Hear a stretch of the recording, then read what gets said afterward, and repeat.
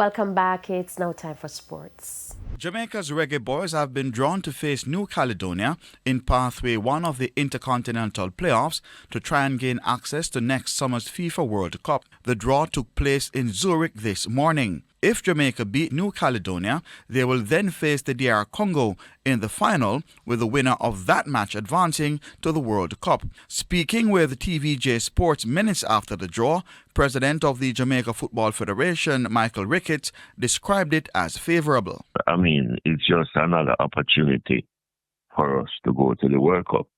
And again, I want to say we could not have gotten it any better. We just really need, I will have an emergency meeting tomorrow morning at 10 a.m. to work out our plans going forward. This draw certainly gives us another grand opportunity. Hopefully we can grasp this with both hands.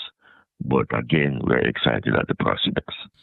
Over in Path B, CONCACAF's other team, Suriname, will square off against Bolivia in the semi-final for a place in the final against Iraq. The Intercontinental playoffs will be staged in Mexico next March, with Jamaica hoping to claim one of the last two spots to the World Cup.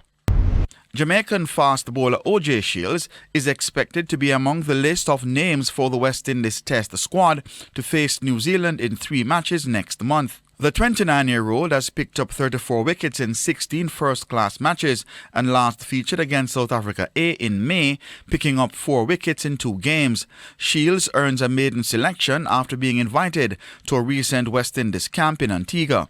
In the meantime, Kemar Roach is set to rejoin the West Indies team. The 37-year-old is said to have travelled to Christchurch, New Zealand with the other members of the squad.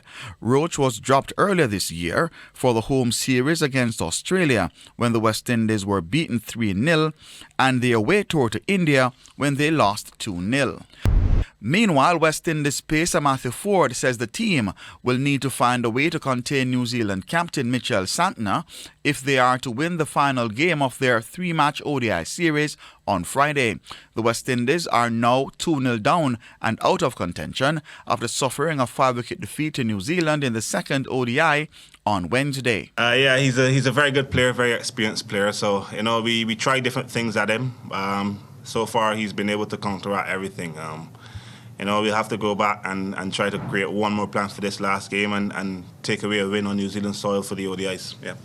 The West Indies lost the game in the final over with 3 balls remaining, and Captain Shea Hope says the team now needs to start turning those close games into wins. When you really look at it, we come to New Zealand, most of the guys first time in these foreign conditions, and the way how we've been pushing the game all the way down to the back end, there have been, 4 close games now? I think every one of them pretty much finished in the last over.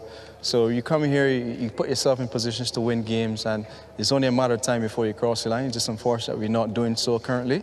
But like I said, man, we got to find a way to cross that line because we want to be a great team. You got to keep winning against the best, and that's what we need to do going forward.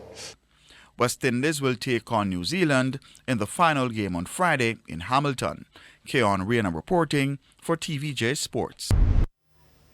And that's the midday news. I'm Shamela Pullen. Join us at 7 for primetime news. On behalf of the news, sports, and production teams, good afternoon.